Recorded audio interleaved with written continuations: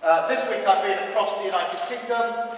I've been in Scotland talking to colleagues there about the politics of Scotland and making the case for a federal United Kingdom. I've been in the northwest of England and I've been in Wales. But I think it's fitting that today, the day we leave the EU, I'm back here in Westminster, just up the road from Parliament, where so many of the battles have taken place in the last 3.5 years. We've had 3 Brexit secretaries that I have had to shadow. The third one loses his job at 11 o'clock tonight. We've had 2 general elections since that referendum result, and 2 prime ministers have gone as a result. And I hope that's not the end of it. Yeah. It feels like 30 years worth of change has been shoved into 13 months. Knife-edge votes, night after night in the Commons. Humble addresses, old procedures that we thought were long dead, used to get vital documents to help us make decisions.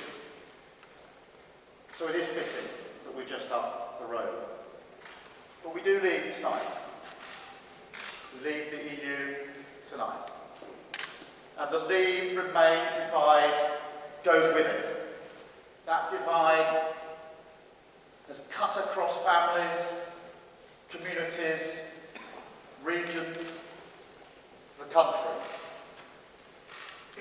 But we need to let that divide go.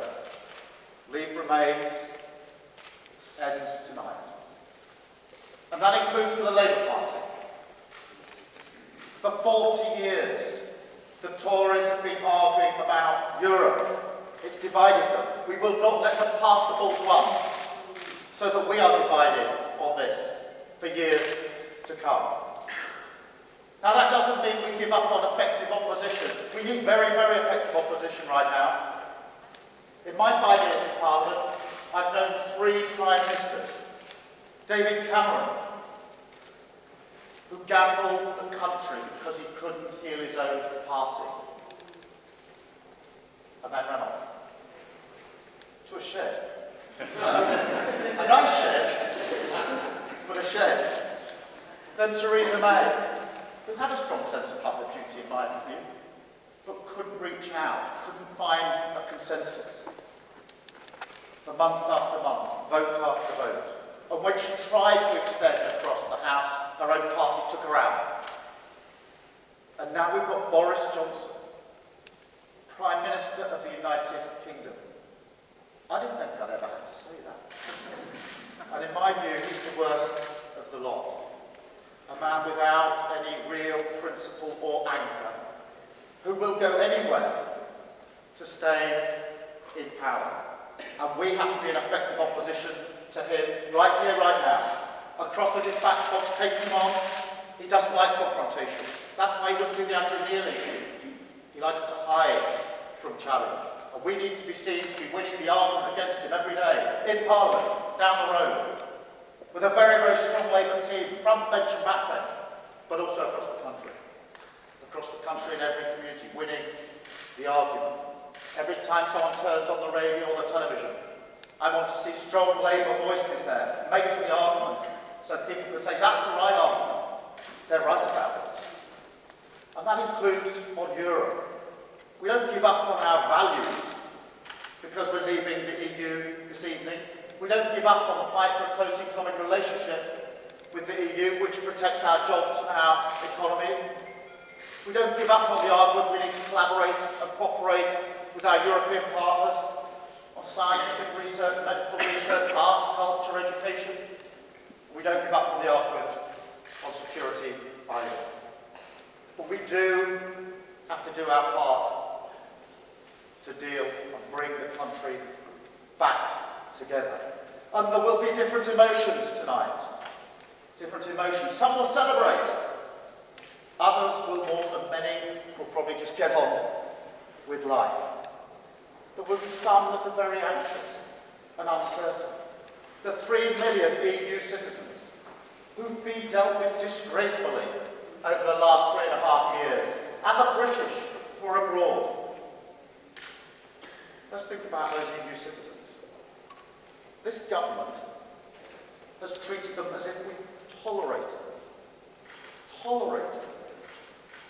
And that we might tolerate them in the future, on our terms. Instead of seeing them for what they are, part of our family, our communities, our neighbours. My wife's mother's in intensive care. She's been there for a week. And she's had the most brilliant care from the NHS, from staff, from so many nationalities who've come here to be part of our community and our country. We need to give our EU citizens rights, not tolerance, and that starts with the right to vote. And I challenge the government to give our EU citizens the right to vote and be properly citizens of our country.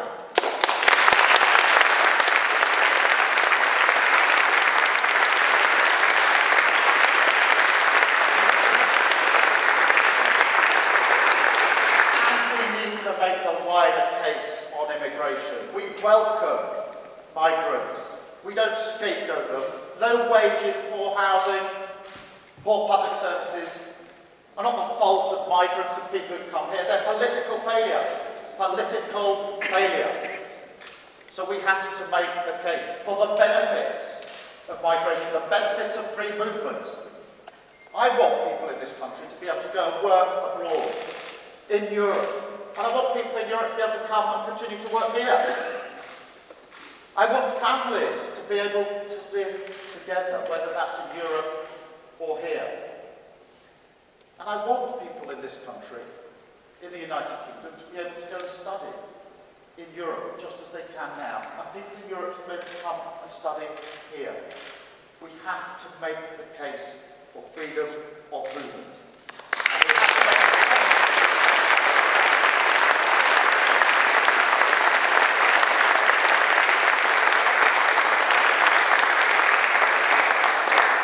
We've also got to face up to some home truths.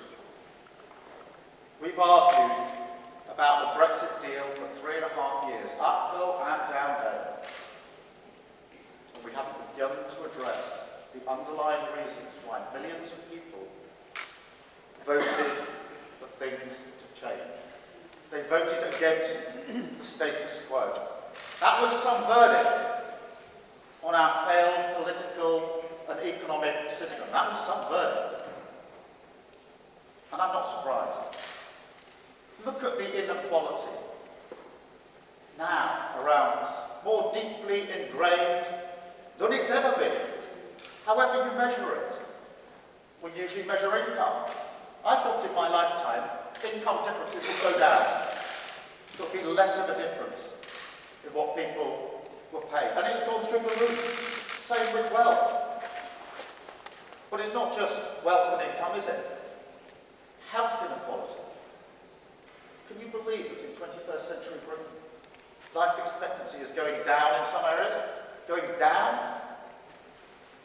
And the differences in life expectancy between areas that are well off and those that aren't is 10 years or 15 years. In my constituency, over 1.5 miles was a 10-year life expectancy difference.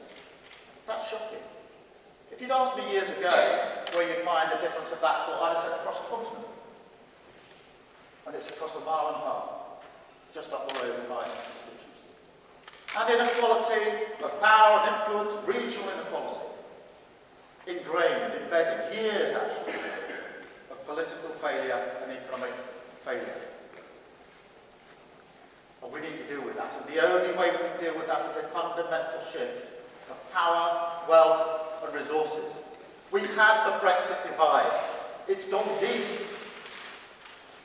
We've now got to win the peace.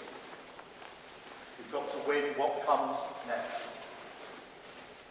Just as we did 75 years ago, we had a terrible world war. We won. We liberated occupied Europe. Liberated people from the concentration camps that we remembered earlier this week. We need to summon that same spirit to win the peace. And we know what we've got to do. We've got to have the courage to make the right arguments about our values, the courage to say we, the Labour Party, are a party that stands up for the vulnerable. We don't discriminate against them. We're the party that is brave enough and courageous to say the free market model is busted. It didn't work. We wouldn't have this economic divide, these inequalities, if the free market model had worked. That's theory. But if you just let the market get on with it, wealth will trickle down and everybody will be better off. It didn't work. It's a busted myth. So we've got to have the courage to say we need a new economic model, one that actually reduces inequality, where we have an economy which isn't just about making wealth, of course we need that, but has a moral purpose. We need to be brave enough to say the power in this country is in the wrong places. There's too much of it down the road in Westminster and Whitehall. We need to put power and influence in our communities, closer to them, in their towns, in their cities, in their regions, in their countries, to invert the political model, not top-down, bottom-up. We need to be brave enough to say the Green New Deal needs to be hardwired into our future. We can't have the argument anymore that something is good for the economy but bad for the environment. If it's bad for the environment, it's bad for the economy. We need to be brave enough to say that on the international stage, we stand for peace and for justice. Tonight, we stand on that stage alone, again, and we have to stand up for internationalism, for collaboration, and for cooperation, for a foreign policy that's driven by human rights, underpinned by human rights, not business interests, and the same with a trade policy. So we have to win the peace, we have to be courageous, and we in the Labour Party have got a choice over the next few years. We've just lost badly. And we didn't just lose one election, we lost 4. Devastating. Devastating for the MPs who lost their jobs, brilliant MPs who are no longer with us. Devastating for candidates who could have been Labour MPs with us making the argument in Parliament. But devastating, most of all, for the millions of people across the United Kingdom who desperately needed change after 10 years of Tory rule. If we lose the next general election, which will be probably 2024, the Labour Party will have been out of power for a longer period than any period since the Second World War. A whole generation will not have had a Labour government. That's the price of losing. So we've got a choice in the Labour Party, in the Labour movement. We either spend the next 4 years moping around, arguing, head in hand, blaming each other, dividing, and losing. But we stand up, we rebuild, we do what those that went before us did, put our shoulder to the wheel and say, we're going to come together, we're going to shape what happens next, we're going to rebuild our party, pull our policies and programme together and influence it, with a programme fit for the 2020s and the 2030s, looking forward, rebuild and change our party and our movement and our country. And imagine the feeling in 4 years' time that you, our members, our supporters, our trade unions would have if we did that. That we were the team, we were the group that took the Labour Party from where it is now back into power to change lives and change the country for better. That's why I'm standing as the leader of the Labour Party, and I want as many people as possible to join me in that. Thank you very much. Divide. Arguably, Labour perhaps could have done that earlier by, for example, supporting the deal that Theresa May had on the table that's something like than the one we've now ended up with. I wonder if you look back and have any regrets about keeping the sort of Remain flame going for all that time, and whether you have any regrets about pushing for Labour to support the referendum, which, you know, some in the party say was one of the key reasons for the general election. I'm going to take 3 questions, all 3 first, and then ask Keir to respond. So stand down there. Hi Keir, Dan Bloom from the Mirror. Making the case for free movement is arguably quite different to bringing it back after it's already been removed. And that's what Boris Johnson is doing. So if you become Labour Prime Minister, will you bring back freedom of movement for EU citizens to come to the UK? Thank you. And the last question by Lizzie. Yes, thank you. Hi, Keir. Lizzie Buchan from The Independent. Kind of on Dan's point, on freedom of movement, Boris Johnson's got an 80-strong majority. How can you hope to influence government policy on this? Thank you very much. Let me take those 3. Heather, on Brexit and the deal, Theresa May's deal was a bad deal. It didn't protect trade union rights, workplace rights, environmental rights and consumer rights. It was a bad deal which would lead to a very, very hard Brexit, and we were right to oppose it. We were right to oppose it. Let's not rewrite that. Let's not pretend that it was a good deal somehow. What we did was put forward an alternative. We argued time and time again, I don't know how many times I've looked at this dispatch box, you've watched it, putting amendments for a close economic relationship, and they were rejected every time because the Prime Minister would not compromise. On the question of the reasons that we lost this election, there were many, and anybody who went out campaigning, many people know there were many. There were many. Brexit, of course, was among them. But the argument that Brexit alone was the reason that we would have soared to victory untroubled but for Brexit is just plain wrong. And if we go down that route, we will not get to the bottom of the challenge we face and we'll lose the next general election. There were many reasons we lost this general election. Cumulatively, we lost the trust of the public in the Labour Party as a force for good and a force for change. And we've lost 4 general elections. Trying to attribute it to one silver bullet, change that, is all you need to do, is a huge, huge mistake. Dan, on freedom of movement, yes, of course, bring back, argue for, challenge. We've got to face up the fact, and Lizzie, I can probably tie yours in with this. We are in opposition. There's a price of opposition, and that's that you lose votes. In my first year as an MP, 2015 to 2016, I voted 172 times, and I lost 171. That's opposition for you.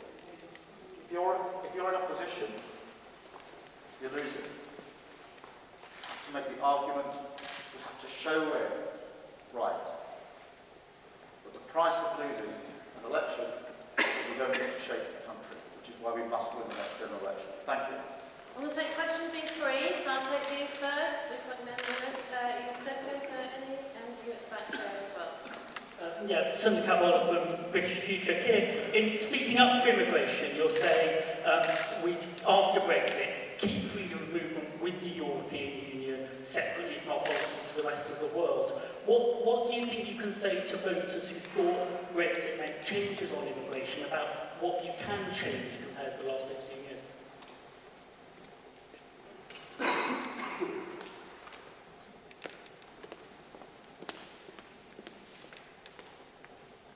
Hi, I'm Dr. Mohamed Hashi. Surprisingly, not about Brexit. How will you reconnect and re-engage meaningfully with groups that I feel were neglected during the election? Young people, the Somali community, people from deprived communities like Brixton and Tottenham, communities whose support has been taken for granted without even being given the option of having a voice.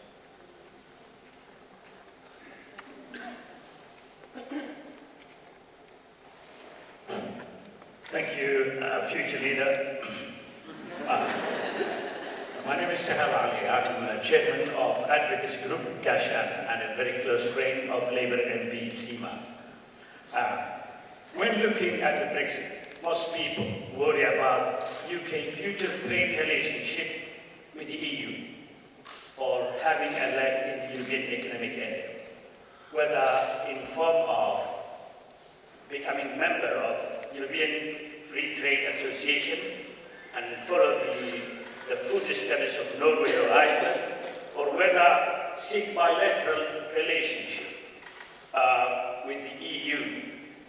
and having series of interdependent sectoral agreements like Swiss, that could be a possibility. But what worries me and millions of others here and outside world is the hijacking of the political platform of this country by people with evil intentions who are going to threaten the union itself and the position of this country in the and you can see this, the hateful agreement.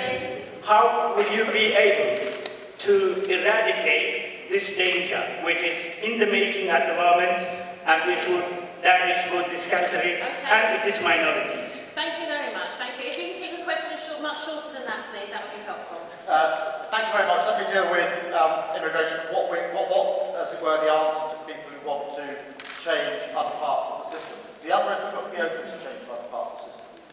We've had an immigration policy that's been driven by numbers, arbitrary targets, and income thresholds that don't make any sense. For far too long, a pretend that's gone on for 10 years or more, that this is all a numbers game or a threshold game. And that numbers game has never worked. That's why the commitment's never been kept, and the threshold doesn't work either. And this idea that you're only skilled if you're earning above a certain amount of money is nonsense. Absolute nonsense. And again, anybody who disagrees with that, come with me to the hospital in a minute and see the people who are providing care to my mother-in-law. So we need to be open to that, change a principle-based immigration policy, a discussion across the country about what the principles are that underpin it. On the second question, on young people from different backgrounds and how do we not take them for granted, firstly we don't take them for granted. And it's a very, very important point that you make. Any political party that takes any bit of its vote for granted loses that vote, and rightly so. I think we need to look to where we do it well. And in Camden, what we do in my constituency is we engage all of the time, not just at election time. We work with all of our communities, particularly the Somali community at the moment. And through that, day in, day out, week in, week out, month in, month out, when we actually get to an election, we're talking to our friends and our colleagues and people that we work with. And just as we need a searchlight on the constituencies that we lost to work out what the real reasons were, so we should look at those where we were winning and work out some of the things we did there, because we should never take any part of our vote for granted. On the third point about the hatred and division and where we go from now, this is a really important point. We're challenging on the relationship with the EU. But once we've weakened our ties with the EU, this government will look elsewhere for trade deals, and it will look to America.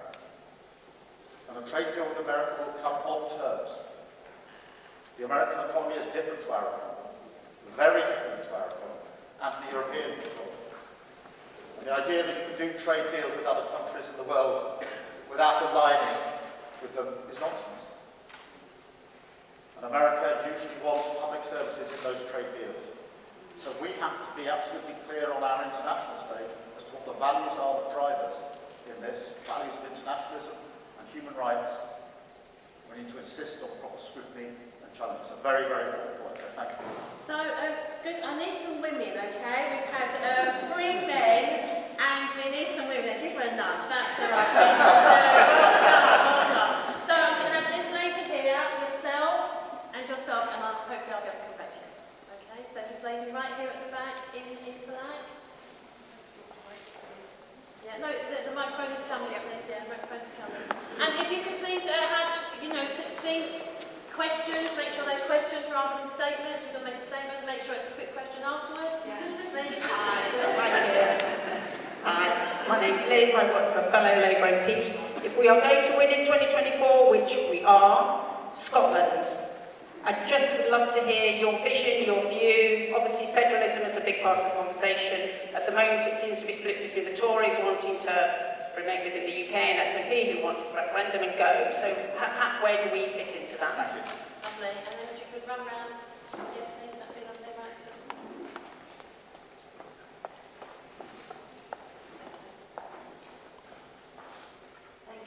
Thank you, Amina Ali, Councillor Tower Hamlets. Keir, I'm interested in our unity inside the Labour Party. What are you going to do to give reassurance to women and different minority groups, different faiths, that the Labour Party is still the party for them? And what message then will you send to the nation saying that the Labour Party is a welcoming party to everybody, regardless of faith, ethnicity, class or background?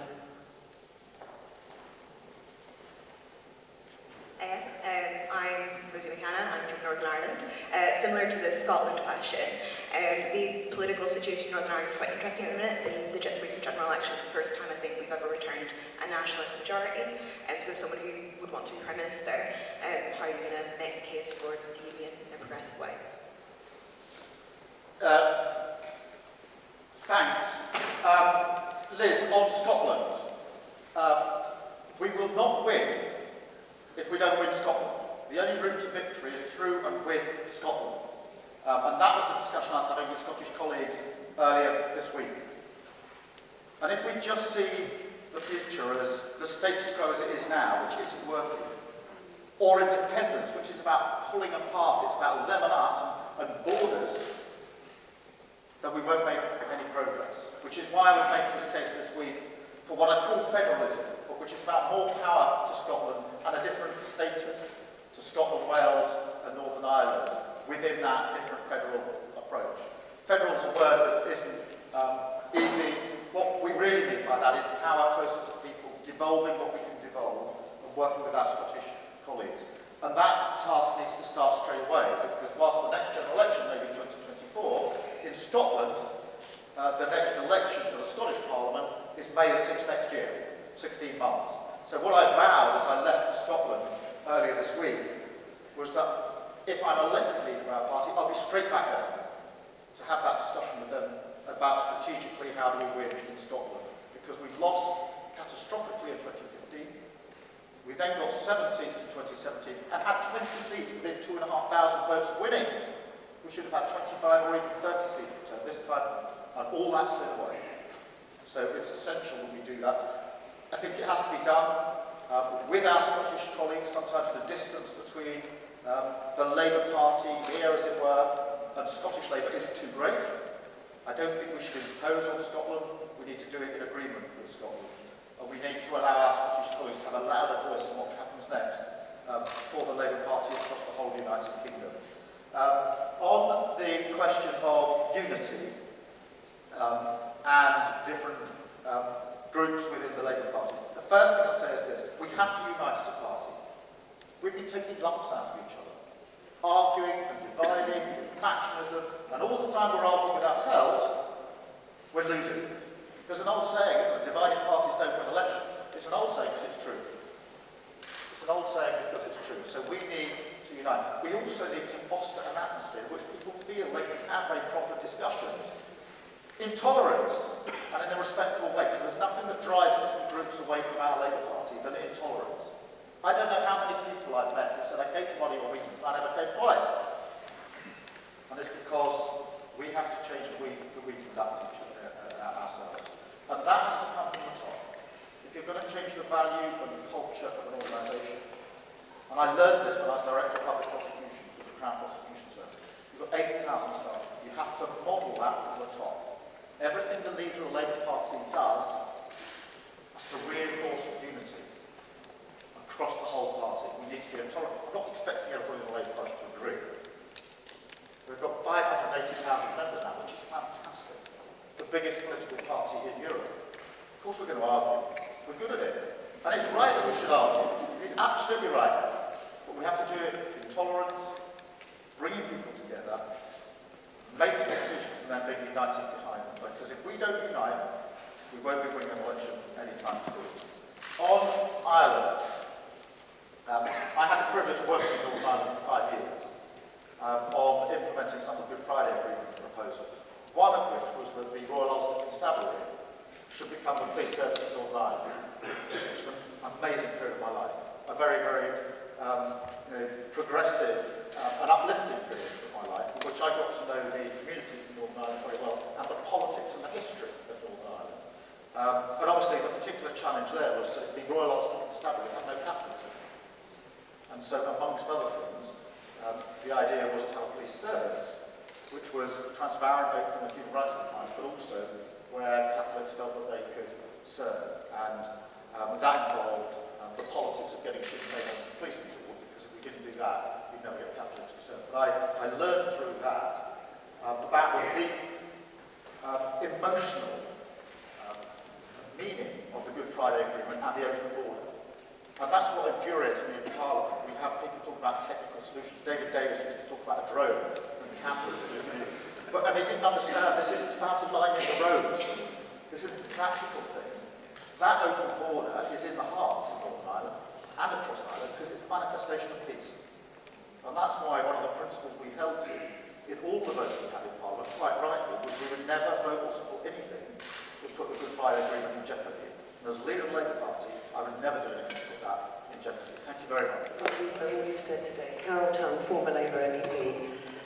You've rightly talked about constitutional reform, and as part of bringing people back together, would you support a constitutional convention to discuss, among other things, how we achieve real regional government addressing the English problem, a written constitution and electoral reform at the very least?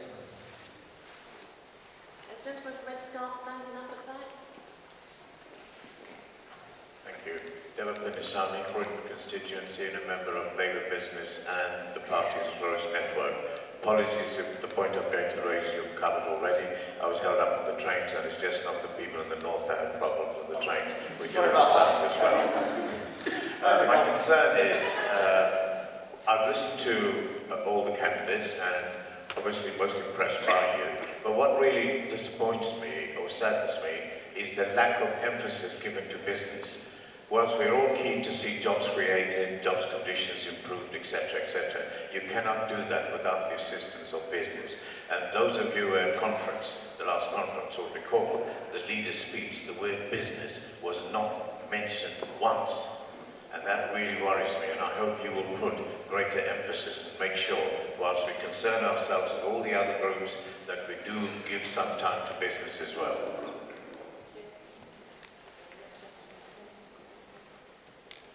Thank you, Keir. Minad Amini from Eden North CLP. As a former police officer, I witnessed the damaging impact of Tory and Lib Dem austerity to policing. I just wondered, when you become Prime Minister, what would be your pledges for improving policing in England and Wales? Thank you. Karen, on the question of constitutional convention, constitution and electoral reform, I agree with you. We do need a constitutional convention. One of the most powerful things coming out of the referendum, I think, was the sense that people want to make decisions or decisions to be made closer to them and by them. It was a very, very powerful thing.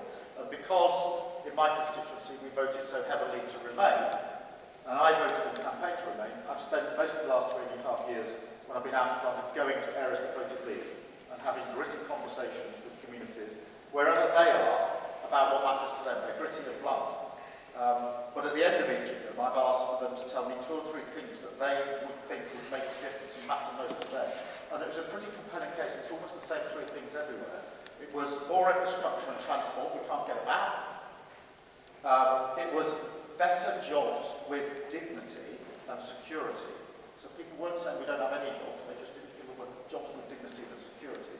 And it was also more influence and power. Don't do things to us. We want to do it for ourselves and have influence over it. And I think that's a very, very powerful message. It's actually a socialist Labour message. It's about bottom-up rather than top-down. And that's only going to happen if we have a constitutional reset, which is why I've been making that argument. I also think on electoral reform, we've got to address the fact that millions of people vote in safe seats and they feel their vote doesn't count. And that's got to be addressed. We will never get full participation in our electoral system until we do that at every level. So we need to address that as well. And as for a written constitution, as a lawyer spent many years studying constitutions, I would have been in favour of that and have been in favour of that for a very, very long time. So thank you for raising that. On the question of business, in the last 3.5 years, I think I've talked to, about 1,000 businesses. And I don't just mean addressing the room. I mean individually in groups, in trade associations, professional associations, and actually going to business premises a lot. Because I don't think you can understand how businesses work without going there. And I've always had a session with the management team and with the trade unions. And quite often, when I've actually then looked at my notes afterwards, you could take off the heading as to who it was and see that they're pulling in the same direction. The Labour Party supports good businesses. We don't support bad businesses. And good businesses know that they've got to change. And the Labour Party should be a party that's brave enough to say the government has a role in this. And it is for the government to set the direction and the framework for business. Something that's bedevilled us recently is short-term investment, the quick profit, drives down wages, affects conditions, and actually destroys productivity. It's the government's role to say long-term investment. It's the government's role to say only green businesses. We could say, for example, that not just in the public sector, but also in the private sector, there should be accounting for the impact on the environment of everything that businesses do. So we support good businesses, but we also do it within a framework which we set. And I think good businesses that I've spoken to agree with that and want to work to that. And so I was very pleased, and I think I got this right, if I didn't, I'll be correct. I think Labour Business supported me in the nomination last night. At least some of those discussions.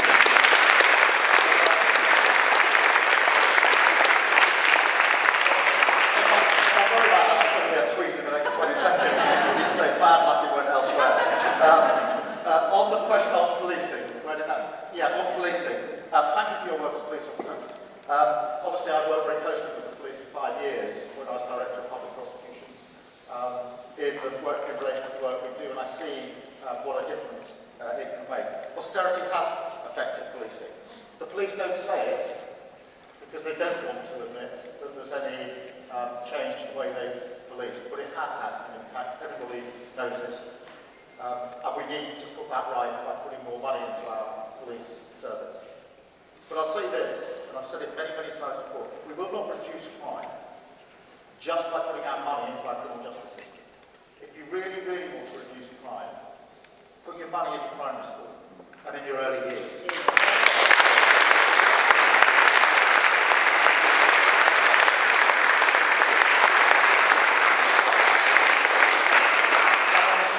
Indicates as to whether you're going to end up in prison is whether the first 5 years have gone wrong, whether you struggle at primary school, or whether you're excluded in secondary school. And that's where you need to put your money. Because you might then say that the individual who's going to get involved in crime, the victims of that individual, if we're brave enough to do politics in 20-year gaps, not 5-year gaps, you'll save a lot of money. Because the money it costs to put a young person into prison far outweighs the support that could have been put in for him or her in the early years. So yes, more money for police officers, yes to a radical overhaul about how we actually prevent crime. Thank you. Thank you. Okay, so this is the last set of 3 questions, and I don't want you to go away disappointed, but you may, but I hope you won't. But what I was really going to say, there are leaflets out there as well, so if you still have a burning question even after this session that you want to ask, then please do email in, okay? Last three questions, I'm afraid. So I'll take this gentleman at the back, this gentleman here, and I need a woman, really, for the last one, and this lady here.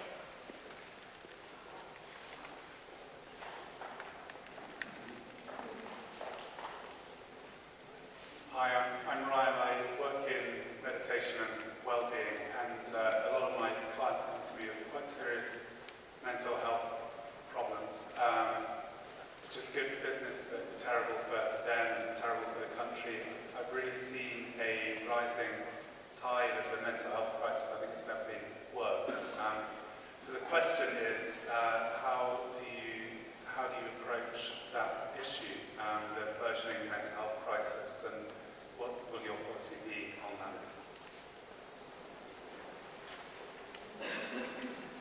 Hiya. Your commitment to give EU nationals the right to vote, does that extend to people from other countries also living in the UK? Are you going to extend that to them as well?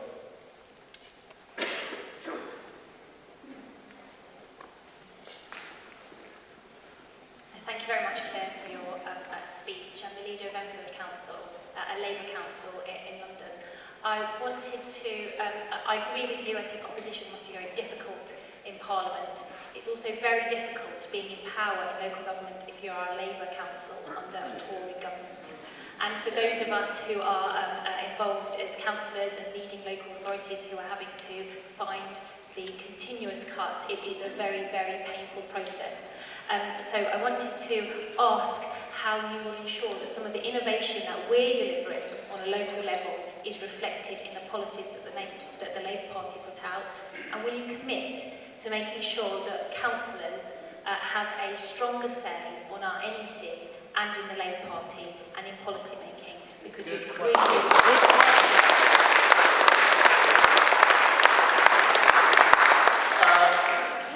Brian, thank you very much for your question. We may need some of your skills, I think, as we go forward. I mean, you're right to say mental health is a crisis, and it's a much bigger crisis, I think, than many people appreciate.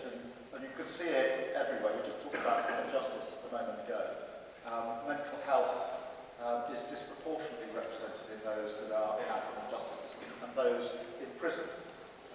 It's there also when we're dealing with homelessness, housing issues, and in my surgery every week, which is very, very busy, we see elements of mental health issues all the time, so it is prevalent. We need to give it a much higher priority.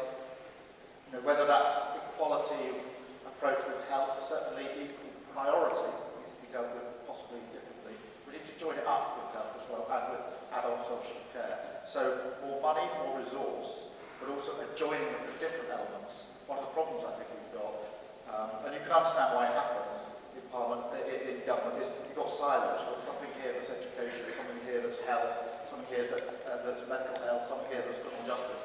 And actually it's horizontal delivery, I think, that matters, because mental health, schools, education is actually a criminal justice question. And therefore, horizontal delivery of services is really, really important in this. It has to be a major, major commitment. And on the point about votes, I mean, other people from other countries already have votes in certain situations. It's actually, you know, there is already a differentiation. So if you're a Commonwealth citizen, you already have greater voting rights than those of the EU citizens. So this has to be looked at in the round, but I think it's the EU citizens that, in particular, we've got to focus on, particularly today, because we either say you are citizens of the United Kingdom, and therefore you have rights, or we go on with the pretense that somehow we're tolerating you, and you don't have the same rights as everybody else. And so it's a real statement of intent.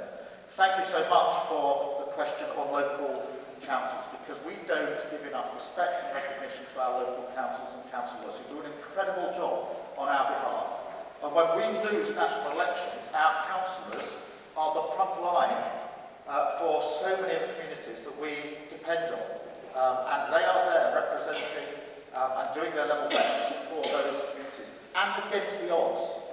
You know, I know from my own experience running a public service with cuts to the work I do with Georgia Gould, who's the brilliant leader of Camden Council, just how hard it is to deliver a service when you've got a 50% cut to your budget.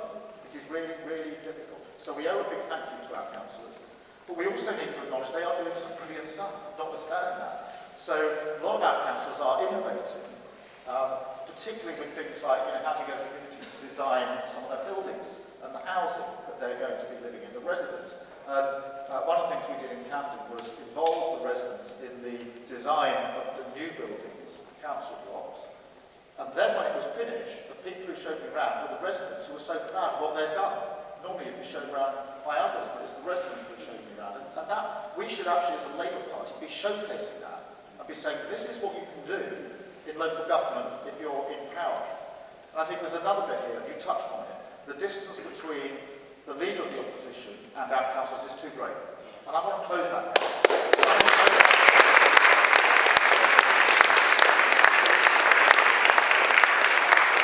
This idea that the shadow cabinet that meets every Tuesday is the only sort of body that makes decisions week on week is wrong. We need to involve our council leaders in that decision making. My place to do is I will bring our councillors and our council leaders closer to the decisions we make as a party and have greater influence because of what they are doing and what they have to offer. And we've got a lot to learn, actually, from what our local councils are doing. And thank you to everybody else who are councillors, because it is a thankless and a very hard task involving days, weeks, months and years of hard work, but actually making a massive difference for millions and millions of people. Thank you very much. Thank you.